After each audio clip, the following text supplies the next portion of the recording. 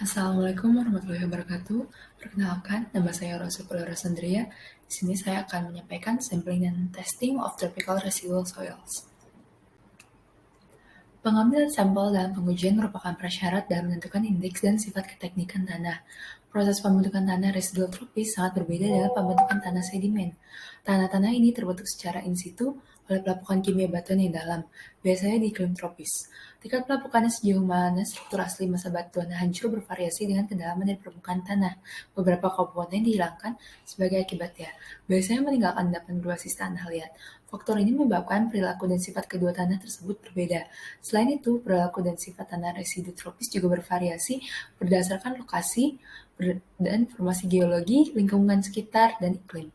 Faktor utama dalam proses pembentukannya yang merupakan hal-hal tersebut. Karena perbedaan-perbedaan ini, prosedur pengujian dan pengambilan sampel dalam penentu sifat dan kekuatan tanah residual tropis tidak dapat langsung diadopsi dari metode konvensional. Tanah sisa yang sering dijumpai di daerah tropis memerlukan prosedur khusus untuk mendapatkan hasil pengujian yang handal dan konsisten. Hal ini berlaku khususnya untuk perlakuan tanah sebelum pengujian dan untuk pemilihan dan penyiapan benda uji. Penyiapan dan penanganan contoh uji kemampuan tidak terganggu mungkin tidak identik dengan metode yang digunakan untuk tanah sedimen normal. Pendekatan konvensional untuk pengujian dan pengambilan sampel tanah sedimen mungkin tidak selalu dapat diterapkan pada tanah sisa. Nah, selanjutnya kita akan menjelaskan mengenai sampelnya. Yang pertama yaitu ada kriteria sampel yang berkualitas baik. Contoh yang baik didefinisikan sebagai contoh yang tidak terganggu oleh pemboran, pengambilan contoh dan pemangkasan tetapi telah mengalami pelepasan tegangan terhadap struktur tanah setelah dipindahkan dari keadaan in situ-nya. Selanjutnya itu tujuan dalam pengambilan sampel. Sampel harus diambil sesuai dengan jenis pengujian yang akan dilakukan dan apakah diperlukan sampel tidak terganggu. Selanjutnya itu lokasi sampel yang diambil. Sampel harus mewakili suatu area untuk tujuan generalisasi penyangganya. Selanjutnya itu ada penyimpanan sampel, di mana sampel harus disimpan di ruangan yang sejuk untuk melindungi dari suhu dingin dan panas yang ekstrim. Lalu ada pengambilan sampel tidak terganggu, yaitu sampel tidak terganggu diperlukan untuk mendapatkan sifat-sifat tanah sisa tropis dari pengujian laboratorium. Sampel yang benar-benar terganggu lebih baik daripada sampel tidak terganggu yang buruk. Selanjutnya itu pengambilan sampel terganggu, di mana sampel terganggu dapat dengan mudah dikumpulkan dari semua metode investigasi lokasi, distribusi pengujian, dan pengujian terkait lainnya, biasanya menggunakan sampel terganggu atau cetakan ulang. Nah, selanjutnya itu ada indeks dan uji properti teknik diakui bahwa tanah sisa berperilaku berbeda dari tanah konvensional karena tanah berbentuk di tempat dan hanya memiliki sedikit perubahan dalam riwayat tekanan. Perubahan tersebut sangat bergantung pada ikatan mineral dan hisapan tanah. Bahan-bahan tersebut diubah secara kimiawi dan kadang-kadang diikat daripada diproduksi oleh proses sedimentasi fisik.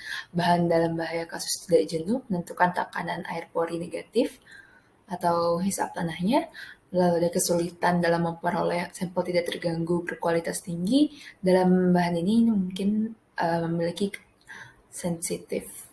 kayaknya sensitif, lalu ada kesulitan dalam mendapatkan parameter geoteknik yang benar-benar representatif dari material dan massa yang heterogen ini. Selanjutnya itu ada kadar air, di mana jumlah air di dalam ruang pori antara butir tanah ketika bahan tanah atau batuan dikeringkan. Ada kelihatan di mana biasanya kita sebut batas plastisitas atau Atterberg, yaitu batas cair dan batas plastis.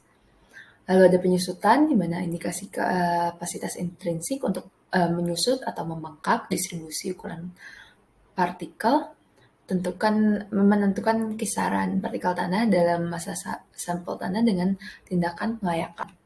Lalu ada kepadatan, yaitu pengukuran kuantitas material berhubungan dengan jumlah ruang yang ditempatinya, berat jenis di mana rasio massa volume tertentu dari material dengan massa volume air yang sama, kepadatan partikel di mana massa rata-rata persatuan volume partikel padat dalam sampel tanah di mana volume yang mencakup rongga diterangkan terawetkan dan terkandung di dalam partikel padat. Selanjutnya ini merupakan efek dari preparasi sampel ya, berdasarkan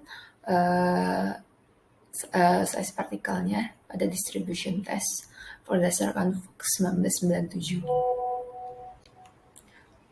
Selanjutnya ini merupakan sampel untuk tes, di mana ada yang pertama ada uji permeabilitas. Ya, permeabilitas itu merupakan sampel tidak terganggu, dapat diturunkan dari data yang diperoleh dari uji konsolidasi. Aplikasi permeabilitas adalah untuk drainase, analisis pengaruh rembesan terhadap stabilitas lereng, analisis konsolidasi, dan desain fondasi, bendungan, dan galian. Lalu ada direct box test, di mana penentuan kuat geser suatu tanah adalah gangguan menggunakan uji kotak geser atau shapebox test. Lalu ada uji triaksial, di mana bermanfaat untuk memperoleh berbagai hasil pengujian seperti kekuatan triaksial, kekakuan, dan karakteristik rasio tegangan spesimen tanah. Sampel dapat dicetak ulang atau dari sampel tidak terganggu dipotong dan membentuk silinder. Lalu ada uji pemadatan, di mana tanah residual tropis dengan partikel yang lebih kasar rentan terhadap penghancuran, dan oleh karena itu diperlukan subsampel tanah yang terpisah untuk pemadatan pada setiap kadar air untuk menghindari degradasi berturut-turut.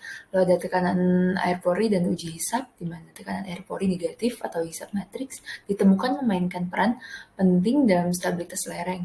Hisapan ini memiliki pengaruh besar pada masuknya air, stabilitas struktural, kekuatan geser, kekakuan, dan perubahan volume. Lalu ada uji beban plat, di mana menentukan kekakuan untuk desain, fondasi, dan mengukur daya dukung tanah sisa, dan membuat estimasi kasar dari sejarah preloading tanah sisa. Lalu ada uji pengukur tekanan, di mana mengukur karakteristik beban deformasi tanah dan batuan di tempat, dikenal sebagai pengukur tekanan.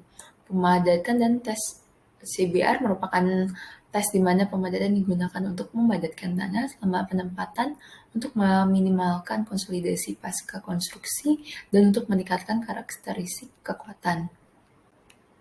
Lalu ada uji kimia, di mana data kimiawi ini dari seluruh sampel bahan juga dapat digunakan secara langsung dalam klasifikasi tanah residual tropis. Lalu ada uji mineralogi, di mana untuk tanah residual tropis pengaruh struktur mikro penting karena efek pemekakan lempung mineral dan konstituen ukuran koloid didapatkan. Sekian presentasi dari kelompok kami.